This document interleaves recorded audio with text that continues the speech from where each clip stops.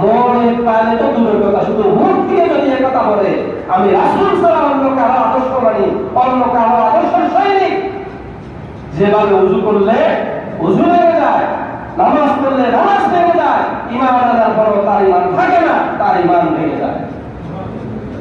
সুবহানাল্লাহ না নাউযুবিল্লাহ। তার ঈমান থাকে না। সে নামাজ পড়তে পারে, সে মসজিদে দান করতে পারে, সে হজ করতে পারে, সে মাদ্রাসা নির্মাণ করতে পারে, ভালো ভালো কাজ, অসংখ্য কাজ করতে পারে, কিন্তু তার ঈমান থাকে না। এই কথা কার? না আমি। যার কারণে তো আল্লাহ তাআলা কোরআনে বলেছেন, ইয়া আইয়ুহাল্লাযীনা আমানু আমিনু বিল্লাহ, হে ঈমানদাররা তোমরা যারা ঈমান এনেছো আবার ঈমান আনো। কি আনো? আবার ঈমান আনো। আমিনু কামা আমানান নাস, যেভাবে ঈমান